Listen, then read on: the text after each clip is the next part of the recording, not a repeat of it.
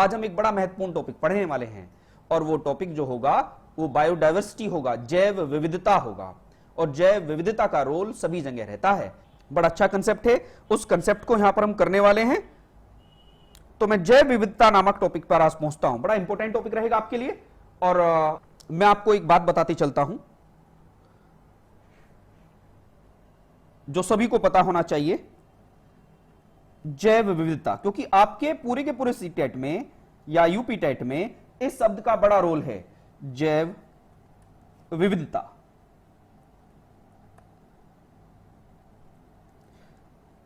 जैव विविधता, इसी को आप बोलते हो बायोडायवर्सिटी। क्या बोलते हो? बायोडायवर्सिटी। आज हम पहले बताएंगे हम क्या क्या पढ़ेंगे। आज की क्लास का जो टारगेट रहेगा वो क्या क्या रहेगा, इसी को आप बायोडायवर्सिटी बोलते हो। बायो का मतलब क्या है? जैव, और डायवर्सिटी का मतलब है विविधता। यहां जैव का मतलब क्या है यह भी ध्यान देना है, फ्लोरा और फोना, पेड़ पौधे जीव जंतु, इसको आप जैव बोलोगे यहां पर। और यहीं पर जब हम इसको पढ़ेंगे बायोडायवर्सिटी को, तो पहले तो हम इसकी पढ़ेंगे परिभाषा कि परिभाषा क्या होती है। क्या होती है जैव विविधता, किसको कहते हैं जैव विविधता? बार बार सीटेट में आता है, बार बार हमारी किताबों में आता है। वो क्या होता है, पहले हम पढ़ेंगे परिभाषा, फिर हम पढ़ेंगे इसके स्तर, कितने लेवल पर ये होता है। जैसे स्तर में ये 3 स्तर होंगे। क्या क्या होंगे? जैसे लिखते चलिएगा, बड़ा अच्छा लगेगा। जननिक, जननिक का मतलब क्या होता है? जेनेटिक, जेनेटिक बोलते हैं जीन्स। फिर होता है प्रजाति, प्रजाति स्तर पर, प्रजाति को क्या बोलते हो? स्पीसीज। और थर्ड है पारिस्थितिकी तंत्र, या जिसको आप पारितंत्र भी बोल देते हो, पारिस्थितिकी तंत्र, इसी को बोलते हैं इकोसिस्टम। इकोसिस्टम ये पढ़ेंगे।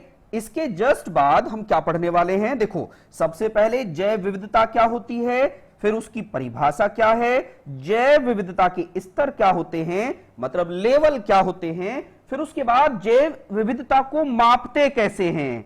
क्योंकि मुझे एक बात बताना होगा आपको, आपने एक बात सुनी होगी, ये जो हम ईवीएस पढ़ रहे हैं इसका उद्देश्य क्या है? इसका उद्देश्य है कि हम शिक्षकों को वो ज्ञान हो जाए जिससे कि हमें पता चल जाए कि जो प्राकृतिक संरक्षण है वो बड़ा महत्वपूर्ण है। हम आने वाली पीढ़ियों को प्रकृति को संजोए रखने का ज्ञान दें, क्योंकि प्रकृति ही सबसे बड़ी ताकत है। ऐसा क्यों? जिन देशों में जैव विविधता अधिक पाई जाती है वह देश उतने ही क्या होते हैं? बेहतर होते हैं। उनमें विकास करने की ताकतें होती हैं और भविष्य उन्हीं देशों का है जहां पर जैव विविधता है। अब आप कहोगे सर ऐसा इतना महत्वपूर्ण टॉपिक क्यों है? है भाई, है ये टॉपिक इतना महत्वपूर्ण क्योंकि जब आप परीक्षा दोगे तो आपको इसका रोल पता चलता है, ठीक है ना। तो इसको हम आज बेहतर तरीके से पढ़ने वाले हैं। फिर इसका हम पढ़ेंगे मापन। जो मापन होता है जैव विविधता का, एक तो होता है अल्फा, बीटा और गामा। ये मापने का तरीका है, ध्यान देना। सबसे पहले हमने क्या देखा यहां पर, समझते हुए चलिए सभी आप, बड़ा अच्छा रहेगा, सभी को पढ़ना है। मापना, मापेंगे हम इसे। मापने का तरीका क्या है? Alpha, beta, gamma. फिर हम यहीं पर देखेंगे, आज की क्लास का टॉपिक बता रहा हूं जो हम पढ़ने वाले हैं, जैव विविधता, जैव विविधता तप्त स्थल, तप्त स्थल, इसी को बोलते हो, जानते हो क्या? Biodiversity hotspot. बायोडायवर्सिटी हॉटस्पॉट आपने सुना होगा, बायोडायवर्सिटी हॉटस्पॉट, ठीक है। अब ये सारी चीजें जो हैं आप लोगों को पता होना चाहिए, धीरे धीरे हम आगे बढ़ेंगे। अब ये अगर पॉइंट समझ में आ गया हो आपको, तो सबसे पहले मैं स्टार्ट कर देता हूं जिससे कि दिक्कत ना आए आपको। सभी को ईमानदारी से पढ़ना है क्योंकि टॉपिक बड़ा महत्वपूर्ण है।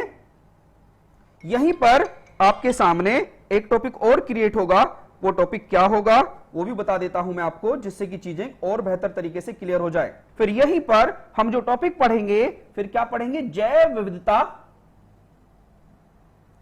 के जो क्षेत्र हैं वो क्या हैं, या जैव विविधता क्षति के कारण हम पढ़ेंगे जैव विविधता, सभी रजिस्टर लेके बैठे, विविधता क्षति के कारण। क्यों जैव विविधता की क्षति हो रही है, के कारण,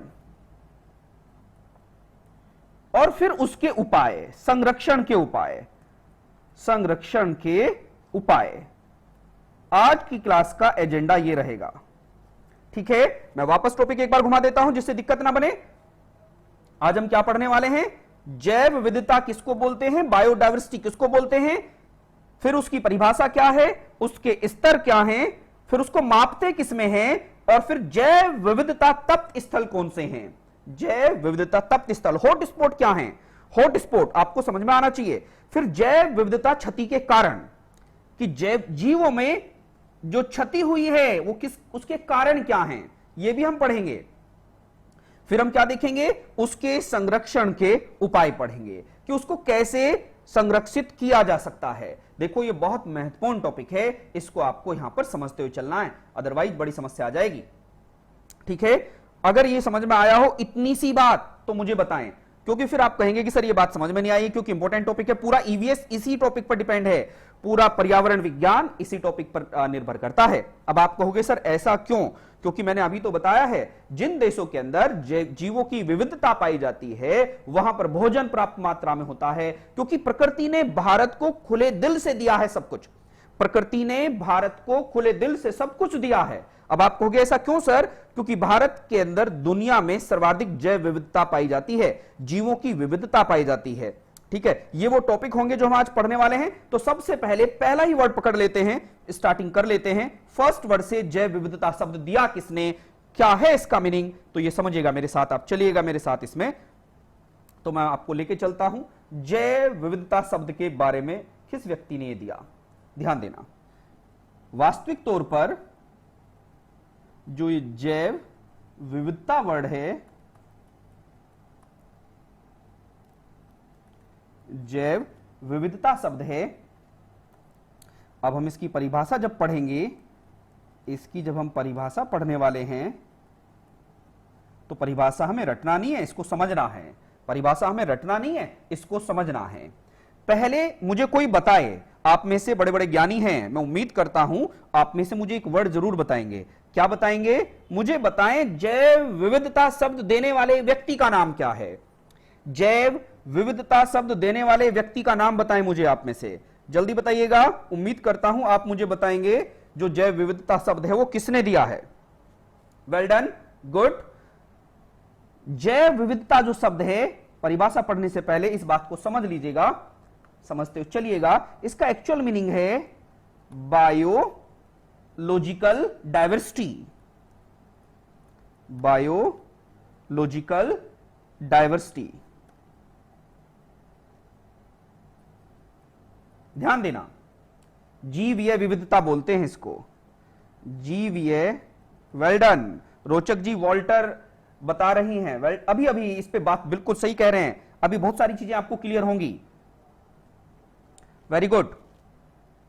जीवीय विविधता, वास्तविक शब्द तो ये है, वास्तविक शब्द तो बायोलॉजिकल डाइवर्सिटी है। जो बायोलॉजिकल जीव विविधता शब्द दिया, ध्यान देना, समझते चलना, जो ये शब्द दिया, ये दिया है, लिख लेना, लव जॉय। ज्यादा रिसर्च करने वाले व्यक्ति का नाम, इस सब्जेक्ट पर सर्वाधिक रिसर्च करने वाले व्यक्ति का नाम क्या है, दासमैन है, दासमैन है। ये परीक्षा में पूछा गया सवाल था जो मैंने आपको बताया। सर्वाधिक इस व्यक्ति में, ध्यान देना, मैं आपको वापस बता देता हूं, जीवीय विविधता शब्द किसने दिया, लव जॉय ने। जीव विविधता शब्द इस व्यक्ति ने दिया, लेकिन इस पर रिसर्च करने वाले व्यक्ति का नाम दासमैन है, दासमैन है। अब यहीं पर जो शॉर्ट फॉर्म पढ़ते हो आप, बायोलॉजिकल जीव विविधता की शॉर्ट फॉर्म पढ़ते हो जैव विविधता, जैव विविधता। अब ये जैव विविधता शब्द किसने दिया, ध्यान देना, जैव विविधता शब्द देने वाले व्यक्ति का नाम यहां पर लिख लो, जिससे कि आपको तकलीफ ना हो। बड़ा इंपॉर्टेंट टॉपिक पढ़ रहे हैं हम सभी। जो जैव विविधता शब्द है, केवल जैव विविधता बता रहा हूं, Roentgen.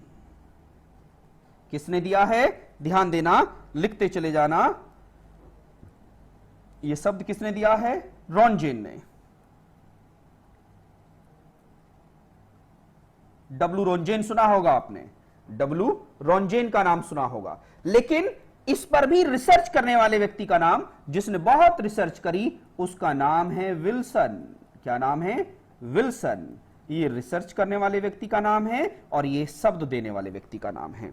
Biodiversity create by Rosen and research by Wilson, and the term biological diversity create by Lovejoy and but research by दासमैन।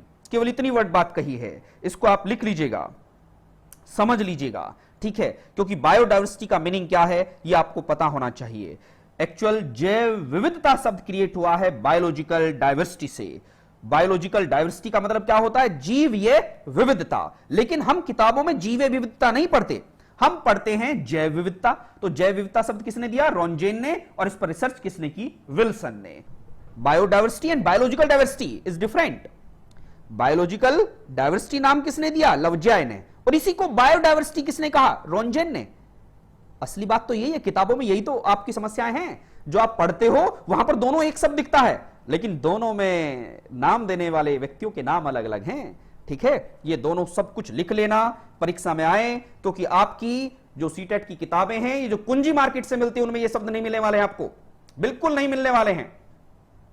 ये किताबों में कहां मिलेगा? जब आप इसको डेप्थ में पढ़ोगे और इनको 11th की, ध्यान देना, 11th एनसीईआरटी, 11वीं क्लास की एनसीईआरटी की बायोलॉजी पढ़ोगे, तब जाके वहां पर ये बातें क्लियर होंगी। क्वेश्चन किस तरीके से पूछा जाएगा? हां, अब सवाल यह है, वो पूछा जाएगा जीवीय विविधता शब्द देने वाले व्यक्ति का नाम क्या है? लवजॉय। और जीवीय विविधता पर सर्वाधिक रिसर्च करने वाले व्यक्ति का नाम क्या है? दासमैन। जैव विविधता शब्द किसने दिया? रॉन्जेन ने। और जैव विविधता पर सर्वाधिक रिसर्च किसने की? विल्सन ने। ओके, बस इतनी बात समझिएगा। अभी पहला शब्द था जैव विविधता के बारे में आपको बताऊं मैं कि क्या होता है, बायोडाइवर्सिटी क्या होती है। आपने सभी ने एक वर्ड जरूर पढ़ा है, सतत विकास, सस्टेनेबल डेवलपमेंट। आई थिंक पढ़ा होगा सबने, सस्टेनेबल डेवलपमेंट। आप जानते हो सस्टेनेबल डेवलपमेंट विदाउट प्रकृति या नेचर के नहीं हो सकता है। किसी भी देश में सतत विकास तभी संभव है जब उस देश में प्राकृतिक चीजों का क्या हो? संरक्षण हो। प्रकृति ने जो उस देश को दिया है उसका वो संरक्षण करे, कंजर्वेशन करे। और भारत दुनिया में इकलौता देश है जहां प्रकृति को पूजा जाता है, और हमारी कल्चर रिच है दुनिया में। ध्यान देना, इंडियन कल्चर एक ऐसी कल्चर है जिस पर आपको गर्व करना चाहिए। ऐसा क्यों? क्योंकि यहां सारी प्रकृति को मानव से इस तरीके से कोरिलेट कर दिया कि जिससे कि वो डरे, वो समझे, वो सहमे कि गलत नहीं करना है।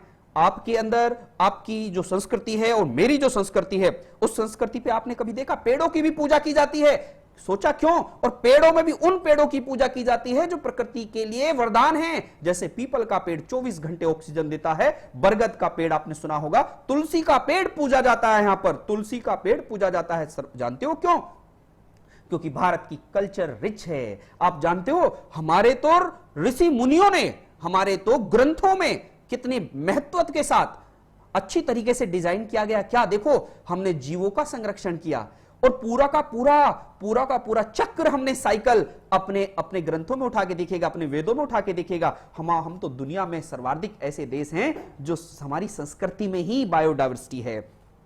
आप कहोगे सर कैसे हमें बताना बायोडाइवर्सिटी, आप जीवों की विविधता की बात क्या कर रहे हो? आपने एक बात सुना होगा, एक उपभोक्ता होता है, कंज्यूमर, ठीक है? एक उपभोक्ता मतलब कंज्यूमर, एक प्रोड्यूसर होता है, उत्पादक, ठीक है ना? उत्पादक एक होता है, उपभोक्ताएं बहुत सारे होते हैं। तो मेरे तो पूरे साइकिल में आप यही देखोगे बायोडाइवर्सिटी। जैसे आपने देखा होगा एक शिव भगवान हुए हैं, शिव भगवान में आपने सुना होगा उनके गले में लटका हुआ है सांप, समझिएगा। उनका बेटा है गणेश जी, और गणेश जी की सवारी है चूहा। तो देखो चूहे को खाता कौन है? सांप। और एक बात और सुनिएगा, उनके बड़े बेटे का नाम है कार्तिकेय, और कार्तिकेय का वाहन का क्या है? मयूर, मतलब मोर। और मोर किसको खाता है? सांप को। सांप किसको खाता है? चूहे को। इसका मतलब समझ रहे हो आप? कभी गहनता से अध्ययन करना। इसका एक्चुअल मीनिंग है कि पूरी की पूरी प्रकृति को वहां पर संयमित करने की बात की गई थी। हर चीज में बैलेंस होना चाहिए। सांप भी है, मोर भी है और चूहा भी है। पूरे के पूरे परिवार ने पूरे सिस्टम को बना के रखा। आप एक बात समझिएगा, जितने भी हमारी कल्चर के अंदर, जितने भी हमारे कल्चर, देखो कोई भी धर्म हो, कोई भी रिलीजन हो, सभी धर्मों के अंदर प्रकृति को संरक्षित करने की बात की गई है। सारे रिलीजन हमारे इस चीज पर फोकस करते हैं, कोई भी रिलीजन हो चाहे, क्योंकि हमारे यहां तो जैव विविधता हमारी क्या है, हमारे ब्लड में है, हमारे जीन्स में है। इसी वजह से भारत को प्रकृति ने सब कुछ दिया है और भारत इसको संजोए रखा है, लेकिन आज की जनरेशन इस बात को नहीं समझ रही है। इसी कारण आपको यह सब्जेक्ट पढ़ना होगा। ओके, अब आप देखिएगा यहां पर पूरी की पूरी कहानी सुनिएगा। यह सब बात होने के बाद अब आप कहोगे सर इसकी डेफिनेशन बताइए। रटी हुई डेफिनेशन नहीं, समझी हुई डेफिनेशन। जैव विविधता की डेफिनेशन बहुत सारे स्टूडेंट जब हम पढ़ते हैं जैव विविधता की डेफिनेशन पढ़िएगा। आप रटना नहीं है, समझते हुए चलना है, एक एक वर्ड हम समझने वाले हैं। जैव विविधता, ठीक है। बायोडाइवर्सिटी, बायोडाइवर्सिटी वर्ड जो है इसकी डेफिनेशन में बायोडाइवर्सिटी किसको कहते हैं, अब इस बात पर जिक्र है, समझिएगा, बड़ा महत्वपूर्ण वर्ड है। कोई डाउट हो तुरंत पूछिएगा, सबको समझना है। बायोडाइवर्सिटी शब्द की परिभाषा क्या है, क्योंकि हमने बायोडाइवर्सिटी का मतलब तो समझ लिया, जीवों की विविधता। अब आप कहोगे कि सर कैसे, इसकी डेफिनेशन समझिएगा। जैव विविधता किसको कहते हैं, किसी क्षेत्र में डेफिनेशन लिख लेना, इन एनी रीजन, किसी क्षेत्र में, ध्यान देना, दिए गए समय में, गिवन टाइम, दिए गए समय में, रटना नहीं है, समझना है बस। जैव विविधता के बारे में क्या बता रहा हूं, जैव विविधता समझ लेना, बड़ा महत्वपूर्ण शब्द है जो आप लोगों को यहां सबको समझ में आना चाहिए। मैंने क्या कहा गया, जैव विविधता किसको कहते हैं, किसी क्षेत्र में और किसी दिए गए समय में, इन एनी रीजन विद क्या, गिवन टाइम, मतलब कोई भी क्षेत्र है, कोई भी देश है, कोई भी स्थान है, उस क्षेत्र में किसी दिए गए टाइम में, अगर ये तीन चीजों का योग, तीन चीज कौन कौन सी है, जननिक, ध्यान देना, बहुत महत्वपूर्ण वर्ड बताया था, जननिक। दूसरा वर्ड क्या है, प्रजातीय, प्रजातीय, थीम बता रहा हूं पूरे टॉपिक की, और पर्यावरण तंत्र, पारिस्थितिकी तंत्र। वापस समझिएगा, मैंने क्या बताया, जेनेटिक, स्पीसीज और इकोसिस्टम। समझिएगा, वापस शब्दों पर गौर करिएगा। मैंने वापस आपको एक चीज बताई है, किसी क्षेत्र में किसी दिए गए समय में जेनेटिक, जननिक, प्रजातीय और इकोसिस्टम, पर्यावरण तंत्र, इन सब को जोड़ दो, इन सब का योग, इन सब का योग, ध्यान देना, इन सब का जोड़ क्या कहलाता है, जैव विविधता कहलाता है। नहीं समझ में आई होंगी बातें, अब समझ में आएंगी। जननिक का मतलब होता है, जैसे आपने सुना होगा, एक जीन्स के प्रजाति के जीव, जैसे कहीं पर पीपल के पेड़ ही हैं तो पीपल का जीन्स, और इन जीन्स में भी अंतर होता है, आप ये समझिएगा, इन जीन्स में भी अंतर होता है।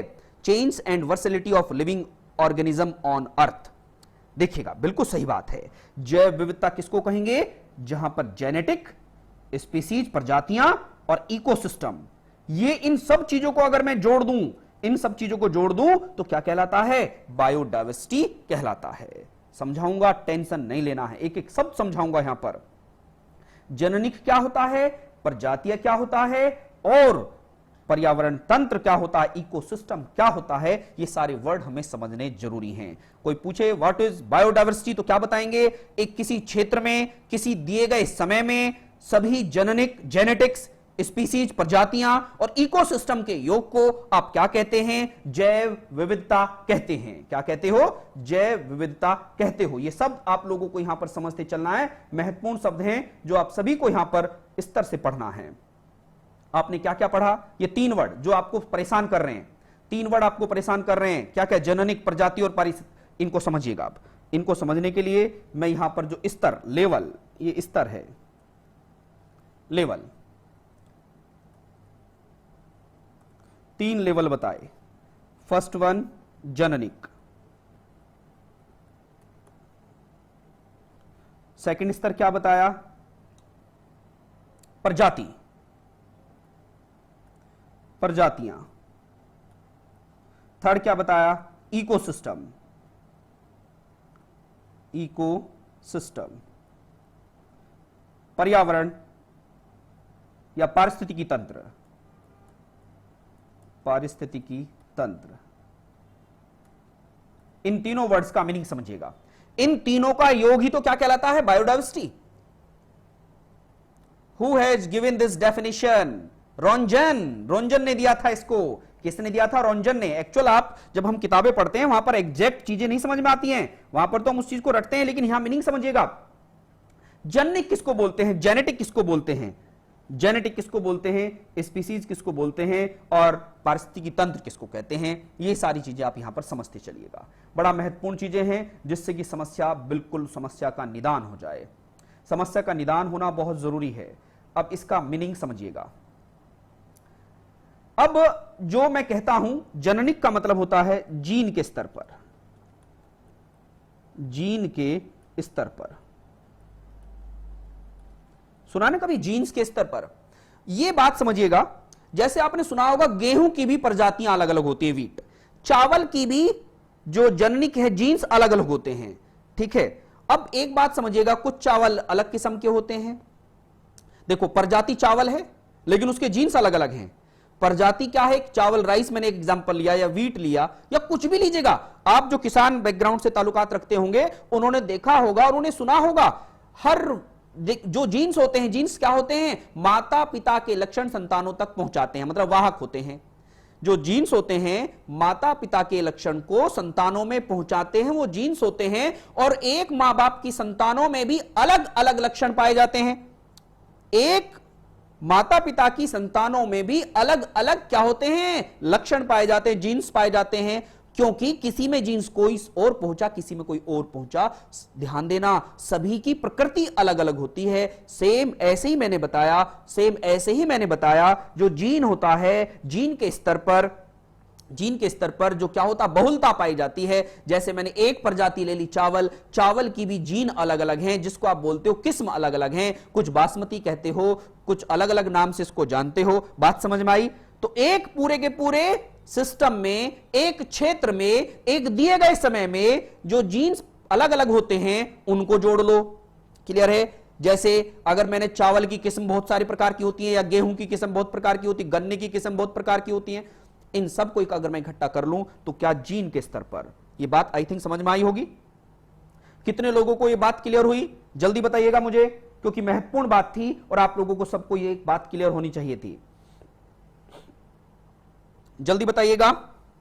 सर निदान नहीं उपचार चाहिए, सर निदान नहीं उपचार चाहिए।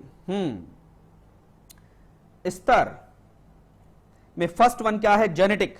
जेनेटिक किसको कहते हैं? जीन के स्तर पर जो अलग अलग विविधताएं पाई जाती हैं जीन के स्तर पर। एक तो वो हो गया। अब एक बात बताइएगा, ऐसा क्यों? जहां पर अलग अलग प्रकार की किस्म पाई जाती हैं या जीन्स के आधार पर विविधताएं पाई जाती हैं, वहां बहुत अच्छी जैव विविधता मानी जाती है। भारत इसका एक एग्जांपल है। भारत के अंदर हर चीज की अलग अलग किस्में होती हैं। आप गेहूं भी लगाओ तो किसान से पूछेगा इस बार गेहूं कौन सा लगाया, तो वो बताएगा इस बार गेहूं का ये नंबर था। नंबर होते हैं गेहूं के, उनके जीन्स के नंबर होते हैं। इस तरीके से जनिक आधार पर जो किसी क्षेत्र में, किसी दिए गए समय में अलग अलग चीजें होती हैं, उनको जोड़ लो। अब प्रजाति, जब आप प्रजाति की बात करते हो तो प्रजातियों तो का मतलब समझ गए। प्रजातियों का मतलब है जैसे गेहूं एक प्रजाति हो गई, मक्का एक प्रजाति हो गई, ठीक है, दालें एक प्रजाति हो गई, पेड़ अलग प्रजाति हो गई, उन सारी प्रजातियों को भी जोड़ लीजिएगा। ठीक है, तो प्रजातियों का मतलब समझ में आ गया होगा आपको। प्रजातियों का मतलब क्या है? पौधे और जंतु। बहुत सारे पौधे पाए जाते हैं और जंतु पाए जाते हैं। बहुत सारे पौधे और जंतुओं की जो प्रजातियां अलग अलग पाई जाती हैं उनको प्रजातियां बोलते हैं। जैसे फ्लोरा और फोना, फ्लोरा और फोना, ये सब एक एक वर्ड समझ रहे हैं हम। इकोसिस्टम आपने सुना होगा, बहुत सारे इकोसिस्टम होते हैं। इकोसिस्टम का मतलब तालाब का पारिस्थितिकी तंत्र अलग होता है, जंगल का पारिस्थितिकी तंत्र अलग होता है। आपने सुना होगा समुद्र का अलग होता है, महासागर का अलग होता है, झील का अलग होता है। ठीक है, सुना होगा आपने ये। तो इकोसिस्टम का मतलब हुआ किसी पर्टिकुलर जो इकोसिस्टम है, अलग अलग इकोसिस्टम। मैंने कहा ये तालाब का इकोसिस्टम है, ये झील का इकोसिस्टम है, ये महासागर का इकोसिस्टम है, ये क्या है, उष्णकटिबंधीय क्षेत्र का इकोसिस्टम है। तो ये इकोसिस्टम का मतलब है जहां पर जीव पलते हैं, जहां पर पौधे और जंतु रहते हैं, उसको आप इकोसिस्टम कहते हो। अगर मैं इन सबको ऐड कर दूं, अगर मैं इन सबको ऐड कर दूं तो क्या बन जाता है, जैव विविधता बन जाता है। क्या बन जाता है, जैव विविधता बन जाता है। तो उम्मीद करता हूं ये बात आप सभी को समझ में आई होगी। इसी को क्या कहते हैं, जैव विविधता कहते हैं। क्या कहते हैं, जैव विविधता कहते हैं। इन सब के जोड़ को जैव विविधता कहते हैं। कोई डाउट जल्दी बताइएगा, धीरे धीरे पढ़ो, लेकिन ऐसा पढ़ो कि कोई पूछे तो आप आसानी से बता पाओ। रटी हुई डेफिनेशन नहीं, समझी हुई डेफिनेशन। किसी दिए गए समय में, किसी दिए गए क्षेत्र में गिवन टाइम है और गिवन पर्टिकुलर एक समय है, समय दिया गया, जैसे समय दे दिया गया कि 1 वर्ष, ऐसा नहीं कि 500 वर्ष पहले तो मेरे यहां पर ऐसा था अब ऐसा हो गया, तो समय दिया होगा तब, क्योंकि हम इंसानों ने प्रकृति के साथ बहुत छेड़छाड़ की है। तो इसी वजह से जैव विविधता की बात, आपको ये बात क्लियर हुई होगी। जितने स्टूडेंटों को डाउट है तो पूछेगा, तभी हम आगे बढ़ेंगे। चीजें क्लियर होना चाहिए, जब चीजें क्लियर होंगी तभी हम आगे बढ़ेंगे। अब बात करते हैं इनका मापन कैसे किया जाता है। मापन, मेजरमेंट।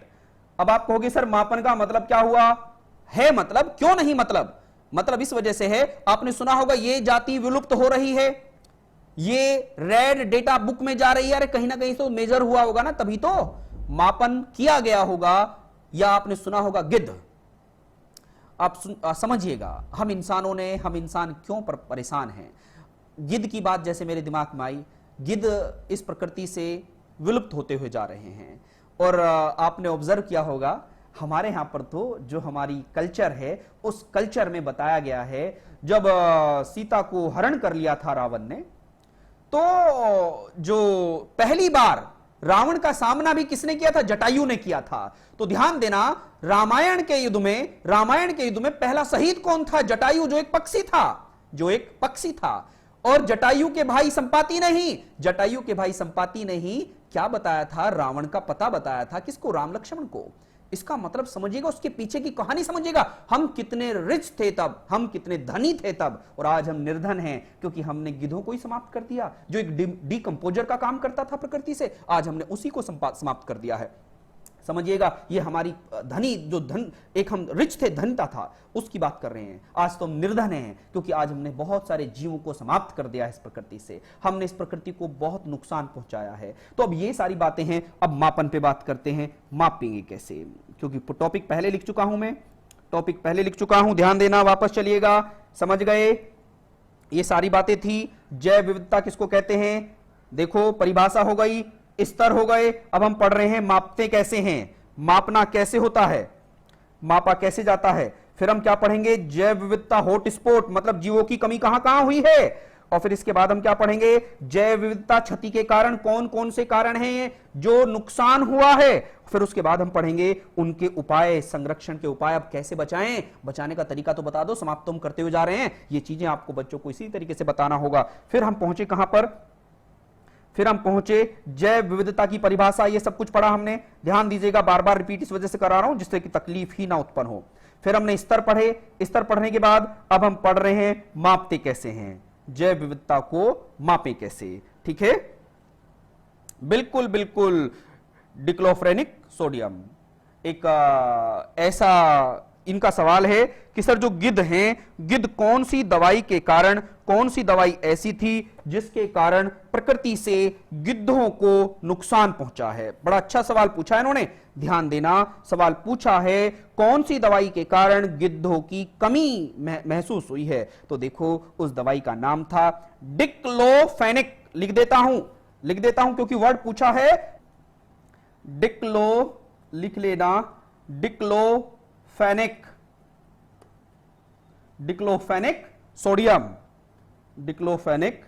सोडियम। आपने देखा होगा, जब पशु, जो दूध देने वाले पशु हैं, गाय भैंस, जब वो दूध नहीं देते थे तो हम उनको एक इंजेक्शन लगाते थे। तो उस इंजेक्शन में क्या होता था, डिक्लोफेनेक सोडियम नाम का एक क्या होता था, तत्व होता था, जिसके कारण, उस दवाई के कारण गिद्धों में क्या आ गई, ह्रास की प्रकृति देखी गई। और आज इस पृथ्वी से गिद्ध समाप्त होने की कगार पर पहुंच गए। रेड डेटा बुक की सूची में इसको ला दिया गया है। बड़ी समस्याएं हैं, ये आप लोगों को यहां पर समझना है। क्लियर है, कोई डाउट यहां पर, कोई समस्या हो तो पूछिएगा। ठीक है, दर्द निवारक दवाई है। हाँ, अब चलो चलो आगे चलते हैं। ठीक, मापते हैं इसको। मापे कैसे? जैव विविधता। जैव विविधता मतलब जीवों की विविधता। कहां पर जीव हैं, कितने हैं, कौन से क्षेत्र में सर्वाधिक हैं, इन सब क्षेत्रों की बात जब की जाती है। अच्छा मुझे एक बात बताओ, इस समस्त पृथ्वी पर सर्वाधिक जैव विविधता किस क्षेत्र में पाई जाती है? सवाल ये पूछा, maximum biodiversity in which region on earth. Please मुझे बताइए इस बात को, पृथ्वी पर सर्वाधिक जैव विविधता कहां पाई जाती है? मुझे कमेंट बॉक्स में बताइएगा, इस पूरी पृथ्वी पर सर्वाधिक जैव विविधता कहां पाई जाती है? मैंने आपसे पूछा है। मापने की बात कर रहा था, मापते कैसे हैं? 3 मापन हैं, 3 मापन हैं। तीनों मापनों को यहां पर देख देते हैं। सबसे पहले फर्स्ट मापन है क्या? अल्फा। क्या होता है? अल्फा मापन। अल्फा मापन सीख रहे हैं। विषुवत रेखा पर, अमेजन रेन फॉरेस्ट, भूमध्य रेखा पर। मुझे अभी सही जवाब नहीं दिया है किसी ने भी, अपेक्षा करूंगा मुझे आप सही जवाब दें। नॉर्थ ईस्ट, भूमध्य रेखा पर, अमेजन रेन फॉरेस्ट, विषुवत रेखा पर, उष्ण कटिबंधीय क्षेत्र में, उष्ण कटिबंधीय क्षेत्र में बिल्कुल सर्वाधिक जीवों की विविधता पाई जाती है। उसका कारण भी बताऊंगा क्यों पाई जाती है। आज हम कारण पर भी बात करेंगे, क्योंकि जब हम पढ़ेंगे तो ईमानदारी से पढ़ेंगे, और ईमानदारी से जब पढ़ेंगे तो कोई समस्या नहीं आनी चाहिए। क्लियर है? सर्वाधिक कहां पर होता है? याद रखिएगा, उष्ण कटिबंधीय क्षेत्र पर पाई जाती है। क्यों पाया जाता है उसका कारण भी हम पढ़ने वाले हैं आज। तो मापते हैं जीवों की विविधता। जीवों की विविधता का मतलब क्या है? यहां पर पेड़ पौधे, जीव जंतु कहां पर कितने हैं, किस मात्रा में हैं, उस मापन को हम कहते हैं alpha beta gamma. Alpha beta gamma के तौर पर हम इसको जानते हैं। बड़ा महत्वपूर्ण है, यहां ध्यान देना। अल्फा का मतलब है, अल्फा का मतलब क्या है? अल्फा का मतलब है किसी क्षेत्र में एक ही प्रजाति में कितने जीव हैं। किसी क्षेत्र में एक ही प्रजाति में कितने जीव हैं, उनको आप क्या कहते हो? अल्फा। उसको अल्फा से मेजर कहते हो। जीवों की संख्या, किसी एक प्रजाति के जीवों की संख्या, जीवों की संख्या किसी एक प्रजाति। ध्यान देना, लिखते चलना। Only one species, only one species. जैसे मैंने कहा कि पर्टिकुलर एक क्षेत्र में पीपल के कितने पेड़ हैं, पर्टिकुलर एक क्षेत्र में बरगद के कितने पेड़ हैं, पर्टिकुलर एक क्षेत्र में बब्बर शेर कितने पाए जाते हैं, पर्टिकुलर एक क्षेत्र में नीलगायें कितनी पाई जाती हैं। तो उन जीव जंतुओं की संख्या को किससे मेजर करते हो? अल्फा से करते हो। तो जैव विविधता को मापने के लिए अगर अल्फा का प्रयोग करते हो तो अल्फा क्या बताएगा? लिखते रहना, किसी एक प्रजाति के जीवों की संख्या, किसी एक प्रजाति के जीवों की संख्या को मापा जाता है अल्फा मेजरमेंट से, अल्फा मेजरमेंट से। उम्मीद करता हूं यह आपने लिख दिया होगा। इसको हम क्या बोलते हैं? अल्फा जैव विविधता। अल्फा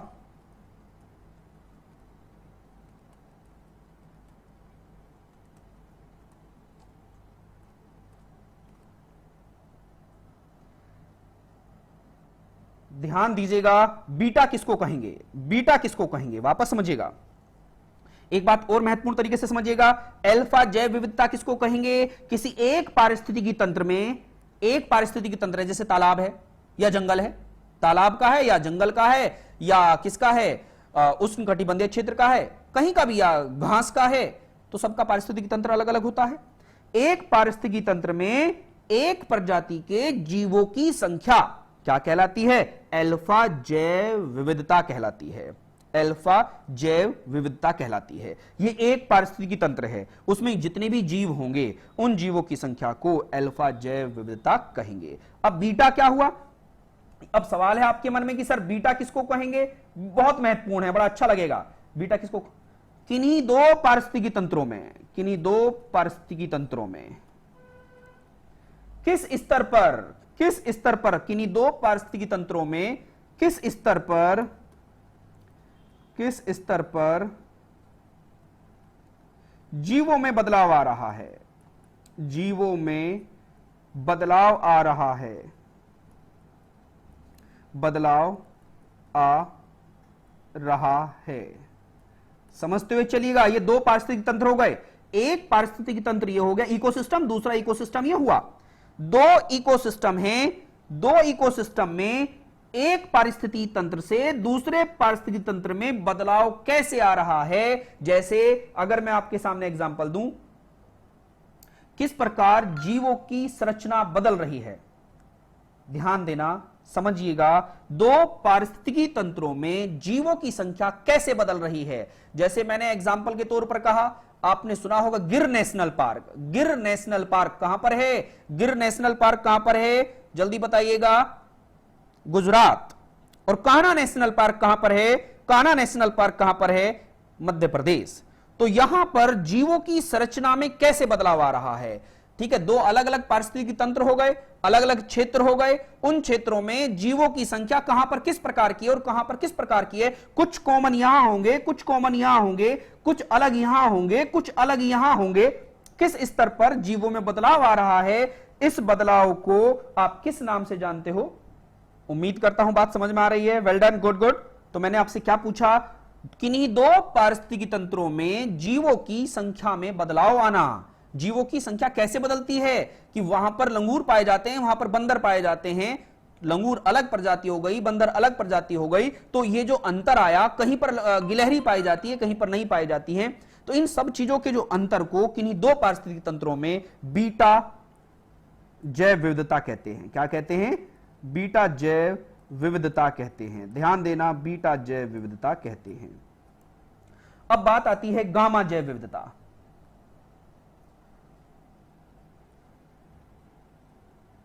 ध्यान देना, गामा जैव विविधता किसको कहते हैं? किसी एक क्षेत्र में, चाहे वो क्षेत्र कोई सा भी, जैसे भारत एक क्षेत्र है, सभी इकोसिस्टम, जितने भी इकोसिस्टम हैं, जितने भी इकोसिस्टम है, सारे इकोसिस्टम ले लिए, सारे इकोसिस्टम ले डाले, और सारे इकोसिस्टम में जितने भी जीव हैं, कुल जीवों की संख्या, कुल जीवों की संख्या को, अब टोटल आ गए, कुल जीवों की संख्या को क्या कहते हो? गामा जैव विविधता कहते हो। गामा जैव विविधता कहते हो। क्लियर हो गया? तो मापते कैसे हैं? तीन हो गया, alpha, beta, gamma. Alpha, beta, gamma. कोई डाउट है जल्दी बताइएगा, तीनों वर्ड अपने माइंड में समझिएगा। अल्फा, बीटा, गामा जैव विविधता को मापने की इकाई है। ये जैव विविधता को मापने की इकाई है। सवाल क्या बन जाता है कि बताइए, किसी एक क्षेत्र में एक प्रजाति के जीवों की संख्या को मापा जाता है, किस विविधता में? ध्यान देना, किसी एक पारिस्थितिकी तंत्र में एक प्रजाति के जीवों की संख्या को मापा जाता है। उस मापन को आप किस प्रकार से जानेंगे? तो हम क्या कहेंगे? अल्फा जैव विविधता, अल्फा जैव विविधता कहेंगे उसको। दूसरा सवाल है बीटा जैव विविधता किसको कहते हैं? तो क्या कहोगे? किन्हीं दो पारिस्थितिकी तंत्रों में जीवों की अवसंरचना में, संरचना में किस प्रकार अंतर आता है। एक पारिस्थितिकी तंत्र से दूसरे पारिस्थितिकी तंत्र में जाने पर जीवों की संख्या कैसे घटती, कैसे बढ़ती है, उस मापन को हम बीटा जैव विविधता कहते हैं। गामा किसको कहोगे? गामा जैव विविधता क्या होती है? किसी एक क्षेत्र में समस्त, किसी एक क्षेत्र, जैसे भारत एक क्षेत्र है, इसमें अलग अलग इकोसिस्टम में, टोटल इकोसिस्टम में कितने जीवों की संख्या पाई जाती है, उसको क्या कहते हैं? उनको क्या कहते हैं? गामा जैव विविधता कहते हैं। क्लियर है? आपने क्या पढ़ा? Alpha, beta, gamma, alpha, beta, gamma. कोई डाउट इसमें? जल्दी पूछिएगा। ये गामा है, ये गामा जैव विविधता है, ये alpha, beta, gamma Greek word है। ये जैव विविधता को मापने की इकाइयां हैं। जैसे आपने सुना होगा, फिजिक्स जब हम पढ़ते हैं, लेंथ को मेजर करते हैं मीटर में, लेंथ को मेजर करते हैं किलोमीटर में, करते हैं ना। इसी वजह से जो जीवों की संख्या है, पेड़ पौधों की संख्या है, उसको मापने के लिए पर्यावरण विज्ञान में तीन मात्रक हैं। एक मात्रक का नाम है अल्फा, एक मात्रक का नाम है बीटा, एक मात्रक का नाम है गामा। अब इन तीनों मात्रकों को कैसे परिभाषित करें? जो अल्फा है, अल्फा क्या कहता है? सेम एक प्रजाति के जीवों की संख्या, किसी भी इकोसिस्टम में एक प्रजाति के जीवों की संख्या कौन बताएगा? अल्फा बताएगा। बीटा क्या बताएगा?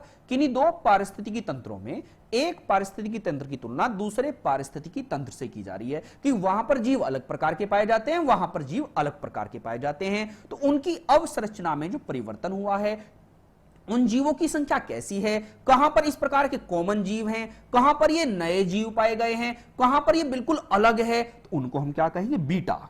क्या कहेंगे? बीटा कहेंगे। और उसके बाद गामा का मतलब क्या है? गामा का मतलब है जैसे समस्त भारत में, पूरे भारत में, पूरा भारत क्या एक क्षेत्र है, यहां पर अलग अलग इकोसिस्टम पाए जाते हैं। जैसे हिमालय का अलग है और पश्चिमी घाट अलग है और पूर्वी घाट अलग है, अंडमान निकोबार अलग है, लक्षद्वीप अलग है। इन सब में कितने जीव जंतु पेड़ पौधे पाए जाते हैं, किस किस किस्म के पाए जाते हैं, समस्त को काउंट कर लूंगा तो गामा आ जाएगा। उसको हम क्या कहेंगे? गामा जैव विविधता कहेंगे। कोई डाउट है यहां पर? अब बताइएगा। अब मैं आपको कुछ चीजें और बताता हूं जिससे कि चीजें और बेहतर तरीके से क्लियर हों। समझिएगा, एक टॉपिक मैंने बताया था जैव विविधता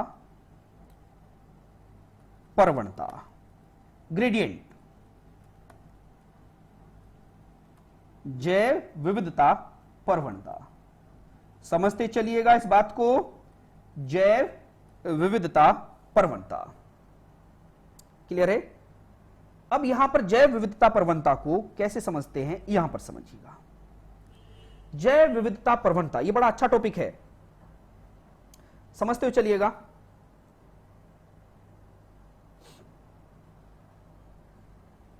ध्यान दीजिएगा, समझिए। जैव विविधता प्रवणता, जैव विविधता प्रवणता के लिए जब मैं आपको ये समझा रहा हूं तो इसको समझते हुए चलिएगा। पहला पॉइंट बता रहा हूं जैव विविधता प्रवणता में, स्लोप। प्रवणता का मतलब होता है स्लोप। जैव विविधता प्रवणता का मतलब कैसे कैसे कहां कहां बदलाव आता है। मैंने कहा ये पृथ्वी है, ये पृथ्वी है, ये क्या है? विषुवत रेखा है। क्या है? विषुवत रेखा। समझिएगा यहां पर ये क्या? विषुवत रेखा है। इसी को आप इक्वेटर बोलते हो, इक्वेटर बोलते हो।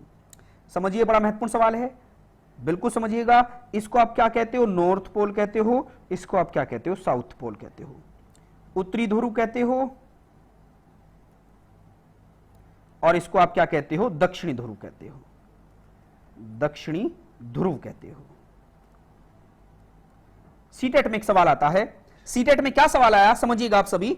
सीटेट में क्वेश्चन बनता है, बताइए विषुवत रेखा से ऊपर जाने में और विषुवत रेखा से नीचे जाने में। समझिएगा, विषुवत रेखा से नॉर्थ पोल की तरफ जाने में और विषुवत रेखा से साउथ पोल की तरफ आने में जीवों की विविधता में कमी पाई जाती है या जीवों की विविधता में क्या पाई जाती है? बढ़ोतरी पाई जाती है या जीव नियत होते हैं या इनमें से कोई नहीं? बताइए मुझे, बताओ बताओ। बड़ा महत्वपूर्ण सवाल है, अच्छा सवाल है। सवाल क्या पूछा गया सीटेट में? बताओ विषुवत रेखा से उत्तरी ध्रुव व दक्षिणी ध्रुव की तरफ को जाने में जीवों की विविधता बढ़ती है। सेकंड ऑप्शन, जीवों की विविधता घटती है। थर्ड ऑप्शन, जीवों की विविधता समान रहती है। चौथा ऑप्शन, इनमें से कोई नहीं। तो बताओ चारों ऑप्शनों में से कौन सा जवाब देंगे आप? सभी आप पढ़ रहे हैं, अगर सच में ईमानदारी से पढ़ रहे हैं तो चीजों को बताओ। आज हम रट नहीं रहे हैं, आज हम समझ रहे हैं चीजों को। बताइए जल्दी। वापस बोलता हूं, थैंक यू रोचक जी, साक्षी जी, प्रीति जी। मेरा सवाल सुनिएगा, सवाल नहीं सुना है आपने। विषुवत रेखा से ऊपर जाने में और नीचे जाने में जीवों की विविधता बढ़ती है, घटती है या कांस्टेंट रहती है? वापस समझिएगा, बड़ा महत्वपूर्ण सवाल था, इस वजह से सीटेट में पूछा गया था। ठीक है, समझो, बहुत महत्वपूर्ण बात है। विषुवत रेखा से, मैं बता रहा हूं, समझो। विषुवत रेखा से ऊपर जाने में उत्तरी ध्रुव की तरफ और दक्षिणी ध्रुव की तरफ जाने पर जीवों की विविधता घटती है। याद रखना, ऊपर या नीचे जाने पर जीवों की विविधता घटती है। जैव विविधता घटती है। बड़ा अच्छा सवाल था। जैव विविधता घटती है, जैव विविधता घटती है। रट लेना बात को। अब आप सवाल कहोगे कैसे? ठीक है, रिड्यूस होगी। जैव विविधता घटती है, उत्तरी ध्रुव या दक्षिणी ध्रुव पर जाने में जैव विविधता घटती है। ठीक है, अब आप कहोगे सर कैसे? बताओ बताओ, अभी समझिएगा। आप सब समझदार हैं, समझ जाएंगे। आप सभी को पता है सर्वाधिक जैव विविधता कहां पाई जाती है? सर्वाधिक कहां पाई जाती है? Means maximum biodiversity. Maximum biodiversity कहां होती है? उष्ण कटिबंध में। उष्ण कटिबंध, ध्यान देना,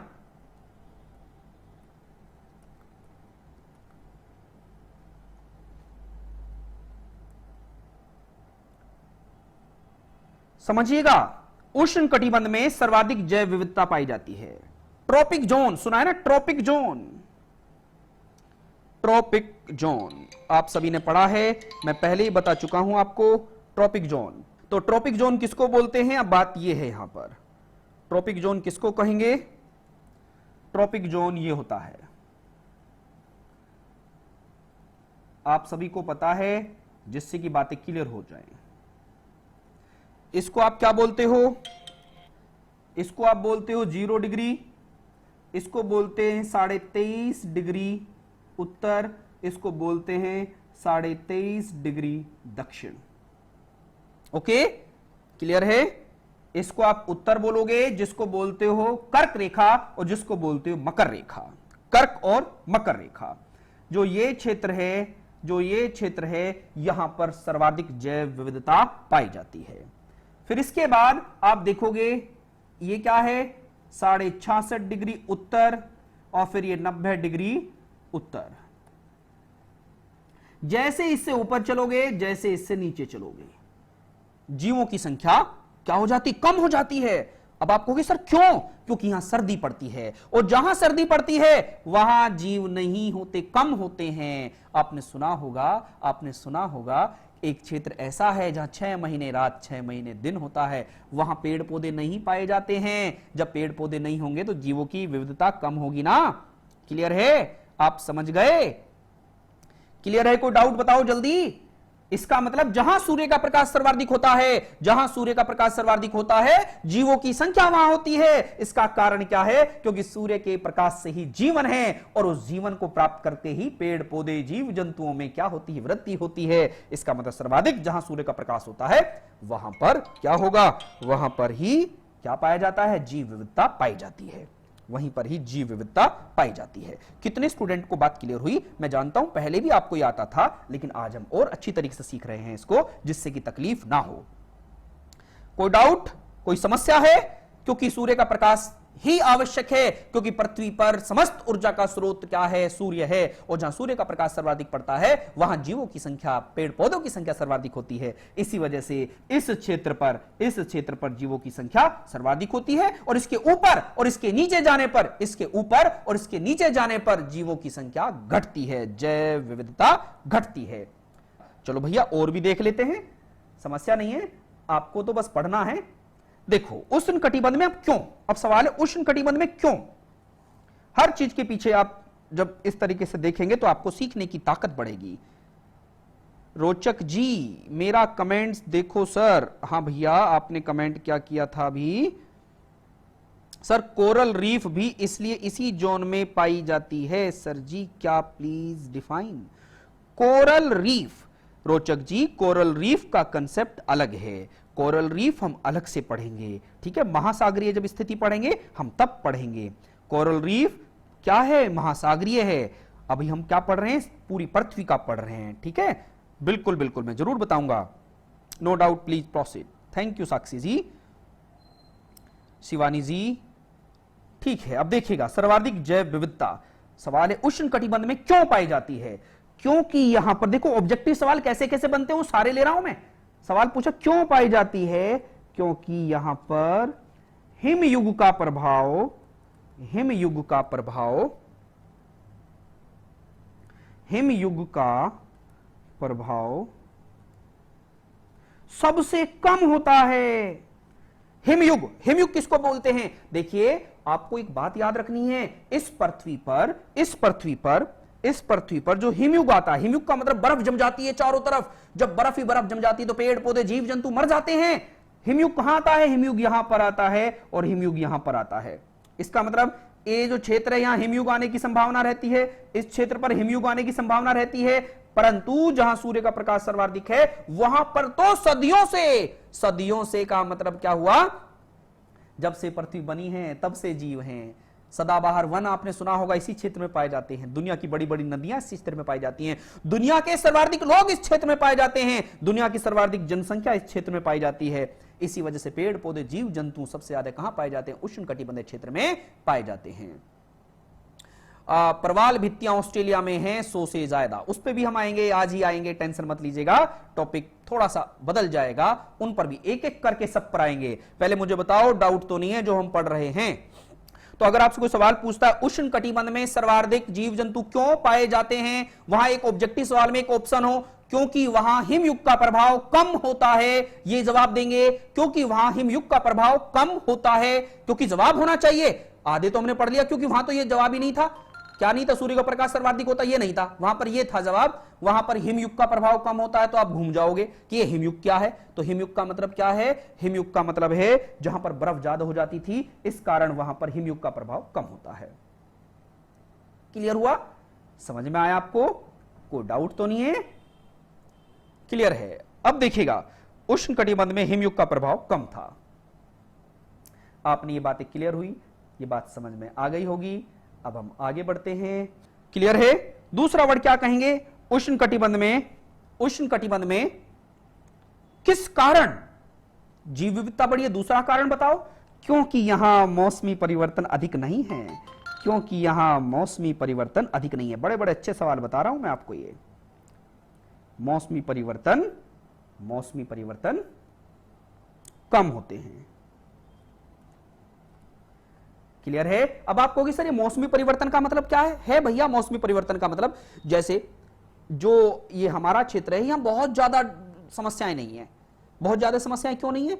इस वजह से नहीं है मेरे भैया, इस वजह से नहीं है कि क्योंकि यहां पर ऐसा नहीं होता कि एकदम -45 डिग्री हो गया और फिर एकदम गर्मियों में +50 डिग्री हो गया या +60 हो गया। यहां पर बहुत कम तापमान में अंतर पाया जाता है, तापांतर कम होता है। सूर्य के प्रकाश में जो अंतर होता है कम होता है। इस कारण जहां पर मौसमी परिवर्तन कम होते हैं वहां जीवों की संख्या बढ़ती रहती है। जहां पर मौसमी परिवर्तन सर्वाधिक होते हैं वहां पर जीवों की संख्या में कमी होती है। बात क्लियर है? ये सारे ऑब्जेक्टिव सवाल के लिहाज से मैं पढ़ा रहा हूं जिससे कि आपको दिक्कतें ना बने। ओके, तो मौसमी परिवर्तन यहां पर कम पाया जाता है। कहां पर? उष्ण कटिबंधीय क्षेत्र में। ठीक है, अब आप कहोगे सर और पॉइंट्स क्या है, और क्या बताएंगे इसमें? मैंने कहा ठीक है भैया, और बता देता हूं। ठीक है, ये बात क्लियर है? और कोई डाउट जल्दी बताइएगा। थर्ड पॉइंट क्या कहोगे? यहां पर सौर ऊर्जा सर्वाधिक होती है। सौर ऊर्जा सर्वाधिक होती है। सौर ऊर्जा सर्वाधिक होती है। क्लियर है? हां प्रीति जी, फ्लड जैसी प्रॉब्लम भी होती हैं। देखो जो बाढ़ होती है, ये बाढ़ क्यों आने लगी ज्यादा? क्योंकि हम इंसानों के कारण आना स्टार्ट हुआ भैया। ये तो क्योंकि हमने डैम बना दिया है, और जो डैम बना दिया, डैम के कारण पानी जुड़ जाता है, और जब पानी इकट्ठा हो जाता है तो उसको सरकारें छोड़ देती हैं, तो वहां बाढ़ जैसी स्थिति उत्पन्न हो जाती है। ये क्लियर? ये समस्याएं हैं। तो सौर ऊर्जा सर्वाधिक होती है, मौसमी परिवर्तन कम पाए जाते हैं, और हिमयुग का प्रभाव कम होता है। हिमयुग का प्रभाव कम होता है। इन कारण उष्ण कटिबंध में सर्वाधिक जैव विविधता पाई जाती है। भारत 2 जोन में है। आप सुना होगा आपने 23.5 डिग्री कर्क रेखा भारत के 8 राज्यों से होकर गुजरती है, और उन 8 राज्यों के जो नीचे भारत है वो दक्षिण भारत है। तो दक्षिण भारत में जैव विविधता अधिक पाई जाती है। जैव विविधता अधिक पाई जाती है क्योंकि वहां पर पेड़ पौधे सर्वाधिक मात्रा में है। ऑब्जर्व कर लेना, वहीं पर सबसे ज्यादा, वहीं पर सर्वाधिक मात्रा में क्या पाए जाते हैं? जीव अभ्यारण्य पाए जाते हैं। ठीक है ना? ये ध्यान देना, मेरा भारत 2 कटिबंधों में है। एक तो क्या है? उत्तरी शीतोष्ण कटिबंध और एक उष्ण कटिबंध। उत्तरी शीतोष्ण कटिबंध और एक उष्ण कटिबंध। इसी कारण इस भारत को उत्तर भारत और दक्षिण भारत में विभाजित किया जाता है। जो दक्षिण भारत है वही उष्ण कटिबंधीय भारत है। दक्षिण भारत है वहीं पर जैव विविधता अधिक पाई जाती है। जैसे आपने सुना होगा केरल, तमिलनाडु, सुना है ना, उड़ीसा, ये सारे क्षेत्र कहां पर हैं? ये सभी के सभी क्षेत्र दक्षिण भारत के हैं। ये बात क्लियर है? चलें आगे। कोई डाउट है तो पूछिएगा। धीरे धीरे चल रहे हैं लेकिन डाउट नहीं आना चाहिए। डाउट है तो बिल्कुल मेरे से पूछिएगा, मैं कोई स्पीड से नहीं चल रहा हूं। कोई डाउट? क्लियर? अब दूसरी बात क्या है? जो जैव विविधता हम पढ़ रहे थे, वापस चलिएगा यहां पर, समझिएगा, ध्यान देना। अभी तो हमने पृथ्वी के अनुसार पढ़ लिया जैव विविधता प्रवणता। दूसरा कारण है, समझिएगा भैया, जो पर्वत होते हैं, पर्वत जैसे मैं आपको यहीं पर समझाते चलता हूं।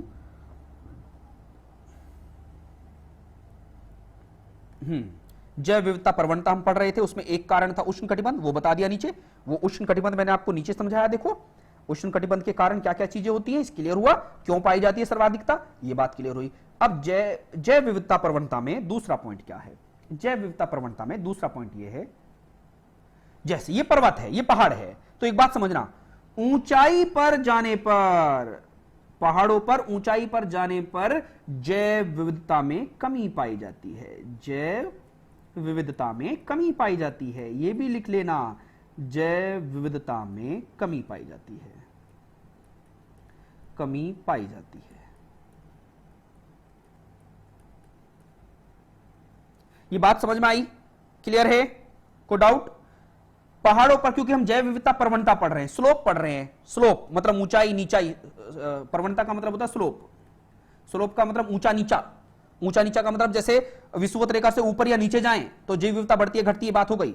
अब पहाड़ों पर ऊपर या नीचे, अगर हम जितनी ऊंचाई पर जाएंगे जैव विविधता में कमी पाई जाएगी, जितने ऊंचे पर्वत पर जाएंगे जैव विविधता में कमी पाई जाएगी, यह बात याद रखना। जैव विविधता की कमी पाई जाती है। अगर आपसे कोई सवाल पूछे पहाड़ों पर ऊंचाई पर जाने पर जैव विविधता में कमी पाई जाती है या जैव विविधता में बढ़ोतरी पाई जाती है या जैव विविधता नियत रहती है या इनमें से कोई नहीं, तो आप क्या बताएंगे? पहाड़ों की ऊंचाई पर जाने में जैव विविधता में कमी पाई जाती है, मतलब जीव जंतु वहां कम हो जाते हैं क्योंकि वहां पर तापमान घट जाता है, और जब तापमान घट जाता है तो वहां जीवों की संख्या कम पाई जाती है। बात क्लियर हुई? यहां तक बात, कोई डाउट? क्योंकि यहां पर टेम्परेचर क्या हो जाता है, टेम्परेचर घट जाता है, ओके, जैव विविधता में कमी हो जाती है।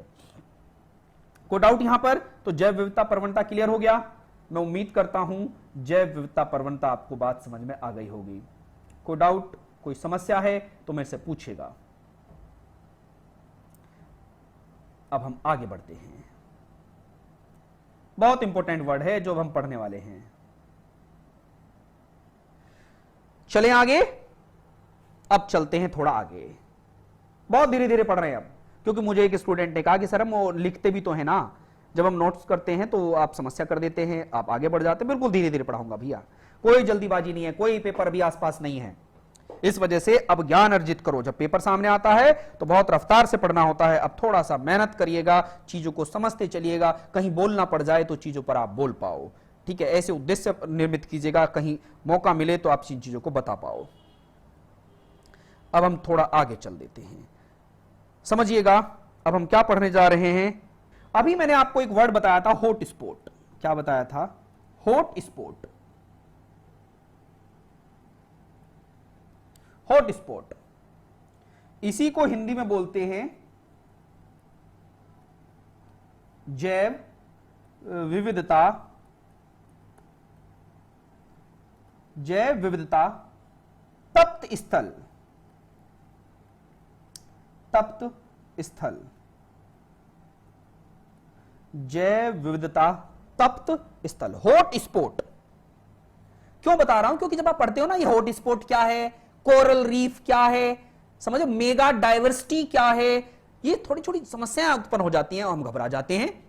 तो आज की क्लास से आपको ऐसे ऐसे बातें क्लियर होंगी जिससे कि आपके सामने समस्याएं ही उत्पन्न ना हो। ओके, हॉट स्पॉट किसको कहते हैं? जैव विविधता तप्त स्थल। मुझे कोई जवाब देगा हॉट स्पॉट किसको कहते हैं? जल्दी जल्दी बताओ, जल्दी बताइए, हॉट स्पॉट किसको कहते हैं? आप हॉट स्पॉट किसको कहते हैं? तप्त स्थल किसको कहते हैं? जैव विविधता तप्त स्थल किसको कहते हैं? कमेंट बॉक्स में मैं आपकी कमेंट की अपेक्षा कर रहा हूं।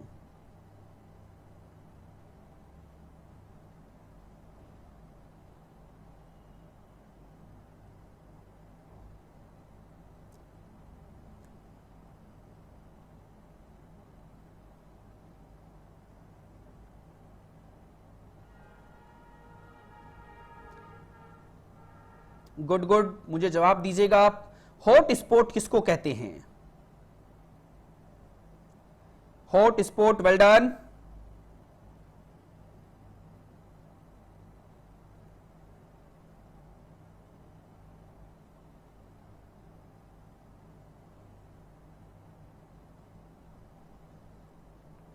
जीवों की विविधता हो जहां पर जहां पर बायोडायवर्सिटी होती है। कुछ और जवाब दीजिएगा, बेहतर बेहतर, बहुत बढ़िया। जहां बायोडायवर्सिटी को खतरा हो उसी को आप हॉट स्पॉट कहते हो। क्लियर है ना? उसी को आप क्या कहते हो? हॉट स्पॉट कहते हो। बहुत बढ़िया जवाब दिया है आपने, वेल डन। ये बात समझ में आई आपको? अब बातें क्लियर हो गई होंगी आपको। अब बड़ा अच्छा लगा आपको ये बातें।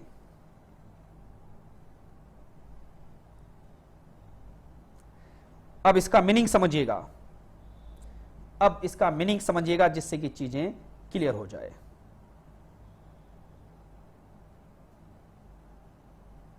समझिएगा, आप इस बात की कहानी स्टार्ट करते हैं।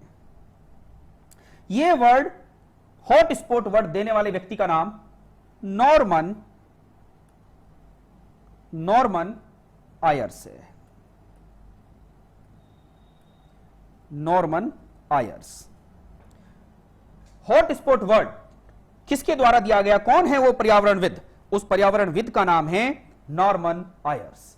ओके, जो नॉर्मन आयर्स हैं उन्होंने क्या बताया कि हॉट स्पॉट किसको कहोगे? ध्यान देना, हॉट स्पॉट किसको कहोगे? अब बात यह है, हॉट स्पॉट किसको कहोगे, उसके दो पॉइंट्स बताए उन्होंने कि वह क्षेत्र हॉट स्पॉट कहलाएगा जिसमें ये दो पॉइंट हों।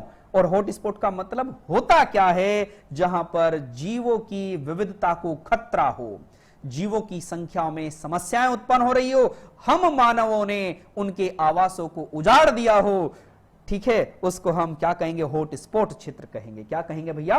हॉट स्पॉट क्षेत्र कहेंगे। आप यहां समझिएगा, पहला पॉइंट क्या बताया? जहां पर 1500 स्थानिक, ध्यान देना वर्ड पर,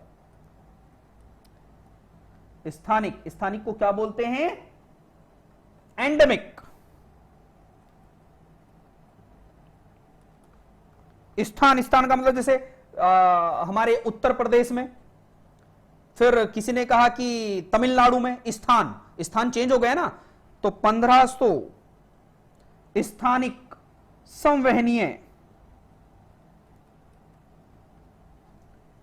पौधों की प्रजातियां हों, पौधों की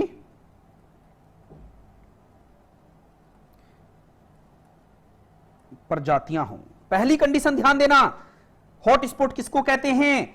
जहां पर किसी स्थान पर, स्थानिक का मतलब केवल उसी स्थान पर पाए हो, उसी स्थान पर पाई जाती हो, किसी और दूसरे स्थान पर ना पाई जाती हो। समझिए मेरी बात को, मैंने कहा 1500 संवहनीय पौधों की प्रजातियां, स्थानिक संवहनीय पौधों की प्रजातियां बोल रहा हूं। अच्छा पॉइंट से इस वजह से समझाने की बात कर रहा हूं भैया, जिससे कि आपको समस्या ना आए। क्या बताया, जल्दी बताइएगा। ठीक है, हॉट स्पॉट का मतलब क्या है? खतरे में पड़ा क्षेत्र, खतरे में पड़ा क्षेत्र।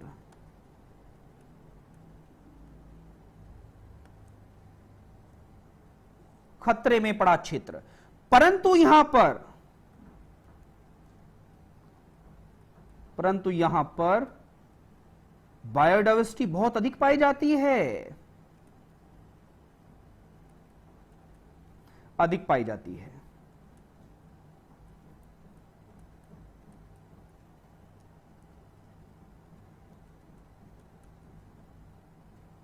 ये बातें क्लियर हो पा रही हैं आपको? देखो, हॉट स्पॉट किसको कहेंगे? खतरे में पड़ा क्षेत्र, परंतु यहां पर बायोडायवर्सिटी अधिक पाई जाती है। और हॉट स्पॉट किस तरीके से डिजाइन किया जाएगा? जिस क्षेत्र में 1500 स्थानिक जाति पौधों की पाई जाती है, मतलब वो वहीं पाए, इसके अलावा वो प्रजाति ना और कहीं पाए। मिनिमम 1500 हो वहां पर, मिनिमम क्या हो? 1500। दूसरी कंडीशन, उनके 70% आवास नष्ट हो गए हों, 70% प्राकृतिक आवास नष्ट हो गए हों, नष्ट हो गए हों, ठीक है, उसको क्या कहेंगे? हॉट स्पॉट कहेंगे। बात क्लियर हो गई? दो चीजें याद रखना जरूर, 1500 स्थानिक संवहनीय पौधों की प्रजातियां हो मिनिमम, वहां मतलब वो वहीं पाए जाएं, केवल 1500 प्रजाति पौधों की। दूसरा वर्ड, वहां पर 70% प्राकृतिक आवास नष्ट हो गए हो, मतलब इंसानों ने अपने घर बना लिए हो प्रकृति और देखिए जीव जंतु और इंसानों में क्या हो, झगड़े हो रहे हो प्राकृतिक आवास के लिए, तो इस तरीके से उसको क्या कहेंगे, हॉटस्पॉट कहेंगे। क्या कहेंगे, उसको हॉटस्पॉट कहेंगे। क्लियर है, यहां पर याद रखना है, बड़ा महत्वपूर्ण बात बताई मैंने आपको, याद रखिएगा, बड़ी अच्छी बात है, इसको समझते चलिएगा। क्लियर है। अगर आपसे कोई सवाल पूछे विश्व में, वर्ल्ड में, विश्व में कितने तप्त स्थल हैं अभी, विश्व में अभी 37 हैं। कितने हैं, 37 तप्त स्थल हैं, 37। ओके, इन 37 में से 4 भारत में हैं, 37 में से 4 भारत में, जहां जीवों को खतरा है। ओके, अब कहोगे सर 4 कहां हैं, चारों के नाम बताओ। दुनिया में 37 हैं, 37 में से 4 भारत में हैं। अब आप कहोगे सर भारत में कहां पर है, समझिएगा।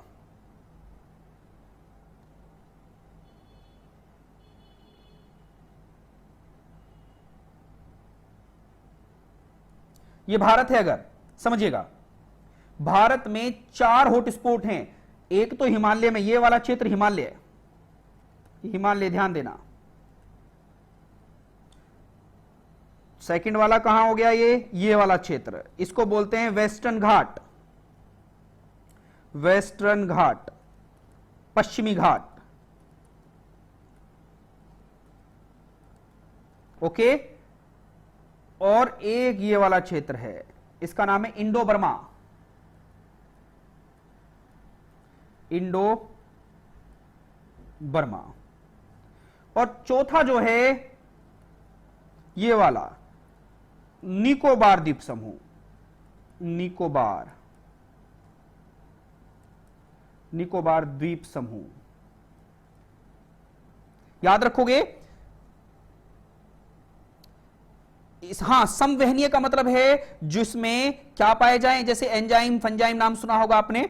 भारत में कितने हॉटस्पॉट हैं, भारत में 4 हॉटस्पॉट हैं। कहां कहां हैं, पश्चिमी घाट, हिमालय, इंडो बर्मा और निकोबार द्वीप समूह। क्लियर है, ये हैं 4 हॉटस्पॉट, चारों याद रखना। क्लियर। आज की क्लास आप ये समझिएगा, आपने क्या क्या पढ़ा, आज की क्लास में आपने क्या क्या पढ़ा, जल्दी बताइएगा। अच्छा, मैं आपसे एक बात और करता हूं, ये तो आपने देख रहा, इसके साथ साथ आप लोगों को याद रखना है, ये तो हॉटस्पॉट हुआ, एक वर्ड होता है होप स्पॉट, होप स्पॉट। कोई बताएगा होप स्पॉट किसको कहते हैं, होप, एक तो हमने हॉट स्पॉट पढ़ लिया, एक वर्ड है होप स्पॉट किसको कहते हैं, जल्दी बताइएगा। ये आपकी क्लास का एक सवाल रहेगा, होप स्पॉट किसको कहते हैं। मुझे उम्मीद है कि आप मुझे जवाब देंगे कि होप स्पॉट किसको कहा जाता है। आज की क्लास को मैं यहीं पर ओवर करूंगा, आज की क्लास को मैं यहीं पर ओवर करूंगा। होप स्पॉट किसको कहते हैं, मुझे कमेंट बॉक्स में जवाब दीजिएगा। होप स्पॉट क्या होता है, हॉट स्पॉट तो पढ़ लिया, होप स्पॉट किसको कहते हैं, ये आज की क्लास का आप पर सवाल है। तो आज के लिए इतना ही, इन बातों के साथ आज मैं क्लास ओवर करता हूं। जय हिंद, जय भारत।